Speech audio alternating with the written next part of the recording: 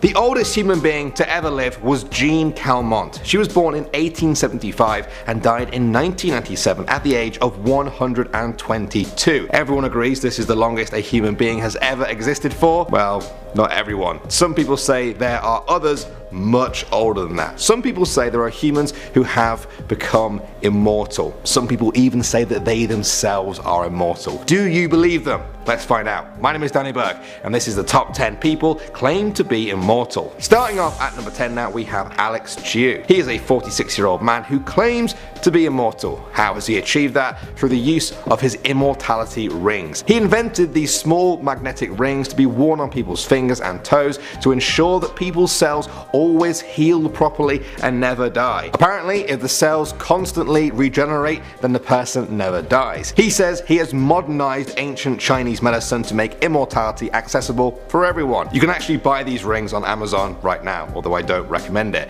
They come in either black or white, although the black one costs more because it's stronger, apparently. Listen, I don't know how it all works. I'm just a mere mortal. Next up at number 9, we have Leonard Jones. He was an American politician born in 1797 who claimed to be immortal. More interestingly though, he claimed that anyone else could be immortal, you just needed the right amount of fasting and praying. He found a preacher that believed the same as him, and together they founded the Live Forever faith and tried to recruit people to found a city of immortals. While they were recruiting, the preacher died. Apparently, Leonard Jones was very much embarrassed when he had to speak at the funeral of his immortal partner. He then switched to politics and tried to run for US president many times, with his main policy being, his immortality. Sadly, he lost a lot of support when he died, age 71, and people say you can't trust politicians. Alright, at number 8 now, we have the Wandering Jewish Man. In medieval Europe, there was a story of a Jewish man who was there at the crucifixion of Jesus. As he saw Jesus carrying the cross, the man taunted him and told him to hurry up. Jesus then turned to look at him and cursed him to walk the earth until he returned in the second coming. His name was Ahasuerus, and countless people said they saw him wandering the earth hundreds of years later. Sometimes he was old, sometimes young, or even changed between the two. Others say it's simply a story of symbolism for the Jewish diaspora that have moved across the earth over the past millennia. What do you guys think? Moving on to number 7 now, we have the Immortal Monk. In 1927, the leader of a group of Russian Buddhist monks gathered his followers to announce his own death. His name was Dashi Dorzo Itigelov. He predicted that Stalin, Russia's leader, would persecute them, and he warned them to flee. Then he said he would return in 75 years, and in a deep meditation he passed away. Then many years later, his body was exhumed. The monks were amazed to find his body perfectly preserved. His limbs were flexible and the skin was elastic. In 2002, his body was put on display in the temple. It was 75 years on, and he had apparently returned. The Buddhists believe that he remains in a deep meditative state on the edge of life and death. Next up at number 6 now, we have Nicholas Flamel. You might recognize this guy's name from Harry Potter as the immortal wizard who created the Philosopher's Stone and was a good friend of Dumbledore's. Well, that fiction is based on the real Nicholas Flamel. He was a French scribe born in 1340, and records show that he died in 1418.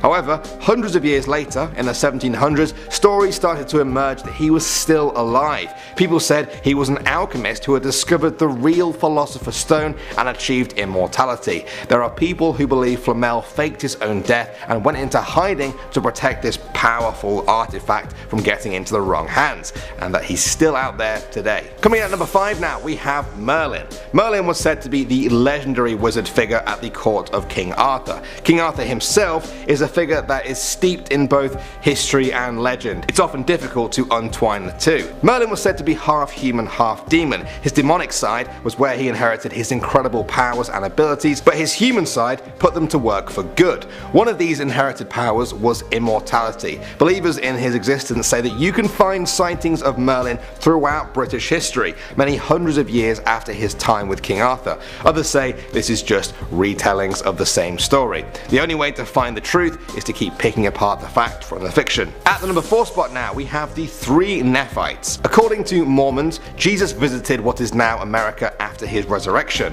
He chose 12 apostles, and when his time came to leave, 3 of them asked to stay behind forever to help humanity and watch over them. Jesus was said to have granted this, and Mormons believe the three Nephites still walk among us today. As proof of this, they point to stories of kind strangers helping people throughout history before disappearing without a trace. Next up at number 3 now, we have Achilles. I'm sure you've all heard of the phrase Achilles' heel. This is the guy it comes from. He was said to be a legendary Greek hero of the Trojan War. The story goes that when he was a baby, he was dipped into the river Styx, the river that separates Earth from the underworld. This made him invulnerable to everything, even death itself, effectively making him immortal, except for one tiny thing. They held him in the river by his ankle, meaning that his ankle was totally vulnerable. He was killed by a poison arrow to that ankle in a battle, thus bringing his immortality to a swift end. Achilles' heel really was his Achilles' heel. Next up at number 2 now, we have the Count of Saint Germain. He was a European nobleman who was born in 1691 and was known for his works in science, the arts and philosophy. He was said to have attained immortality after drinking an elixir which he made through his mastery of alchemy.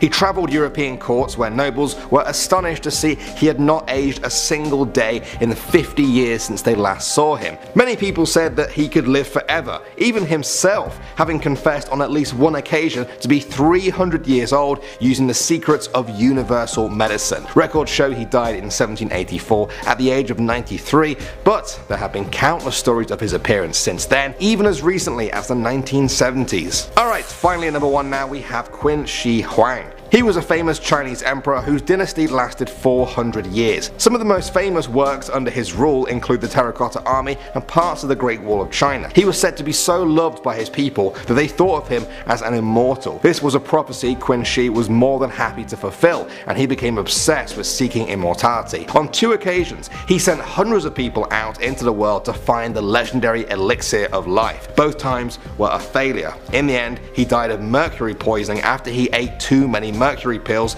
given to him by his doctors to try and make him mortal.